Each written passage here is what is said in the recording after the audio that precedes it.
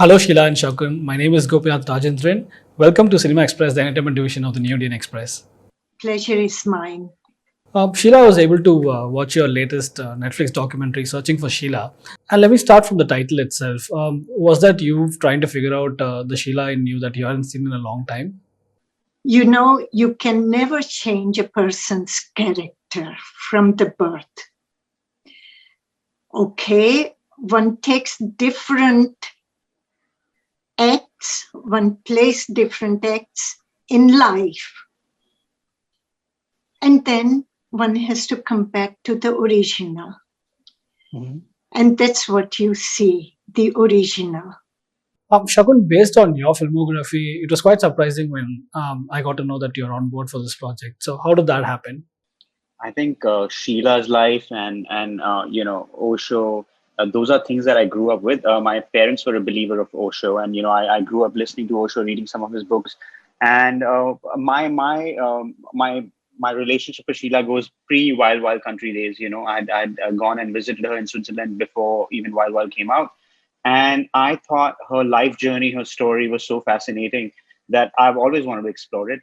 And some of the people know that I've been working on developing a bigger TV series that kind of takes a deeper look at the whole journey of Osho and Sheila and the commune in Rajneeshpuram in America.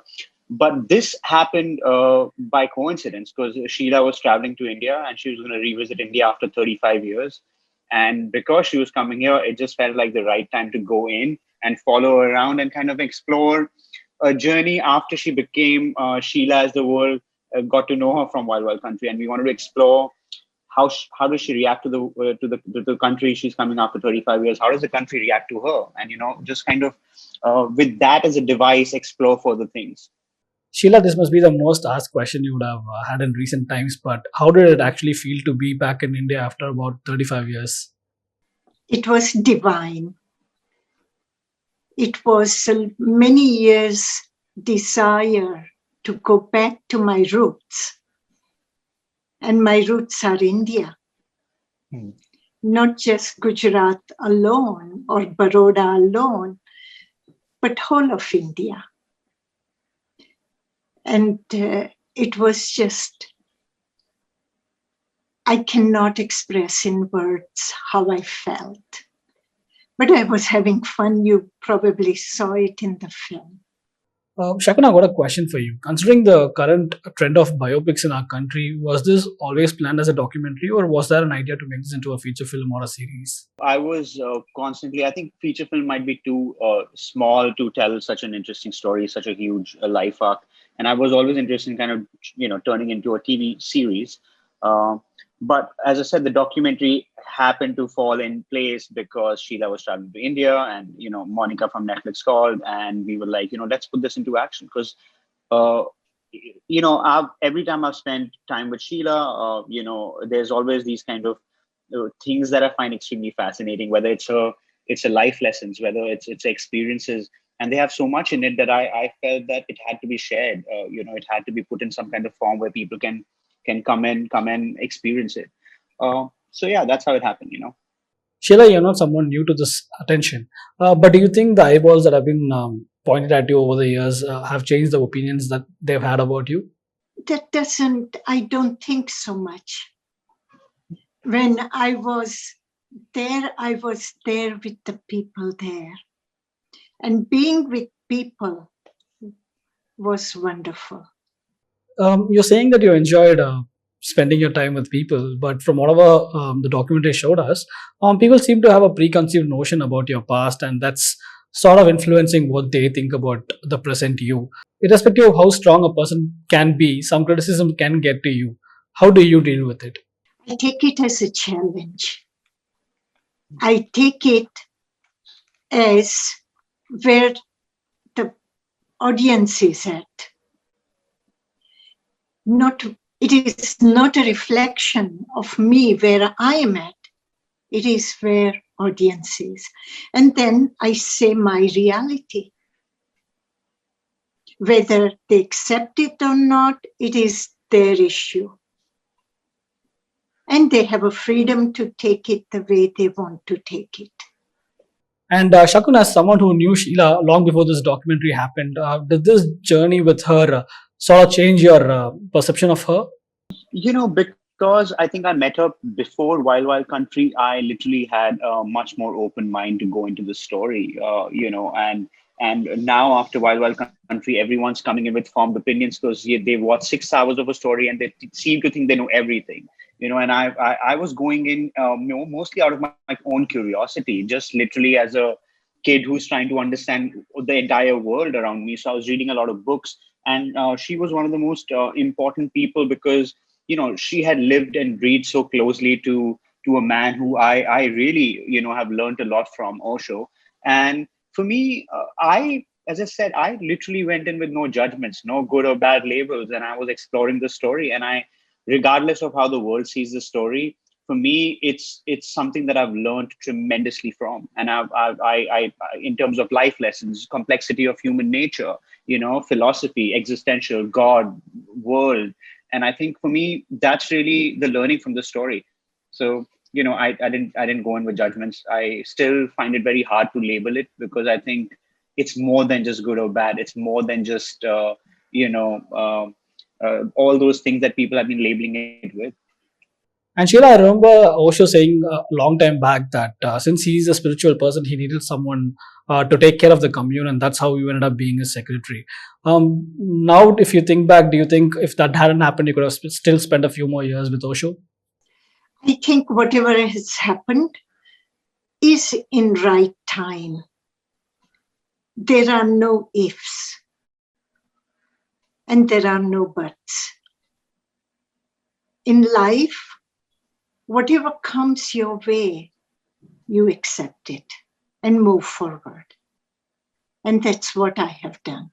And while we're at the topic, the popularity of Osho has increased multifolds over the last few years. People have started reading his books. People have started to know more about him as well. But those who have always been against his ideologies are those who point out the commune controversy to as an example to why people shouldn't be following his footsteps.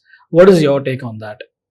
I say that people should not be judgmental. They should use their intelligence. And I want to make a compliment to Shakun that he showed his intelligence in dealing with me or knowing me. Thank you, Shakun. No. Honor is mine. Shakun, how did the planning and shooting for this documentary happen?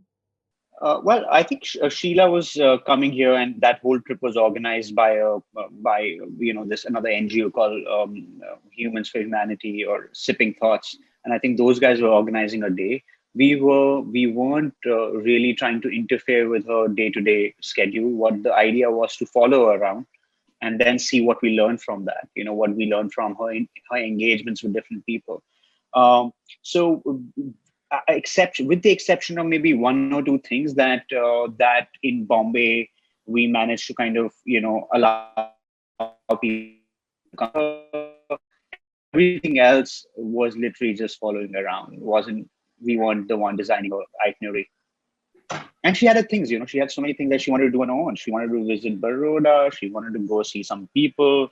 And for me, it was really fascinating just to see her seeing these things where she's been in the past, and meeting these people she hadn't met for so long, people who knew her, who were coming to see her. And I think for me, those things are really interesting to see.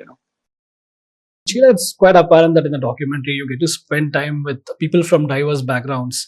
How was that experience? It was wonderful. It's somewhat different than what I live in Switzerland, where everything is organized. But this chaos that you see has its own beauty. And there were moments that you enjoy it, and there were moments, oh my God, how much more one can do here.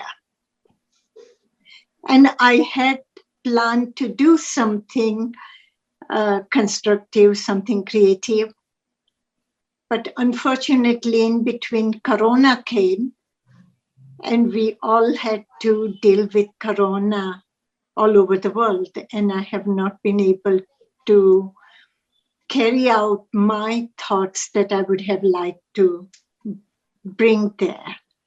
But I hope I will still get an opportunity before last day of my life. Shakun, you're known for your poignancy in stories, be it a family drama where you had complexities, or be it a rom-com where you had multiple layers. How did you approach this documentary from a filmmaker's perspective? I think it's fascinating to explore a character who's constantly under the weight of public scrutiny for her past, and how does she carry that weight, and how does she choose to respond to the world around her? And for me, that is so fascinating to watch. And I think from watching that, we can learn so much about ourselves and not just her. And I think in the way we are trying to kind of portray this story, we are not trying to really give any answers. I think we are just taking people to hoping to leave them at a point where they can examine their own understanding of it, and they can hopefully come to exploring their own point of view. I think Sheila is constantly somebody who's looked up as an enigma, and she's somebody who's always helping people have more questions than answers. And I think that is fascinating about her, because I think answers are the end to knowing, and answers are the end to your intelligence trying to understand, and questions always help you think more. So I think this documentary hopefully not just leaves you with some kind of completion. It hopefully starts you on this kind of understanding, and which from where you kind of explore your own point of view on it. Sheila, speaking about preconceived notions that I was earlier asking you about, I'm sure over the years you would have figured out a way to deal with it yourself. I'm not sure if I can call that as anger, but if it is so, does it stem from a belief that people haven't understood who you truly are? Well, I have to disappoint you. I don't feel anger because I allow them the freedom for their own opinions and to look within themselves. I don't judge them. And that's why I can be with such ease among all people. Thank you, Sheila and Shakun. It was a pleasure talking to you too. Thank you, Gopi. Thank Thanks a you. lot. Pleasure meeting you.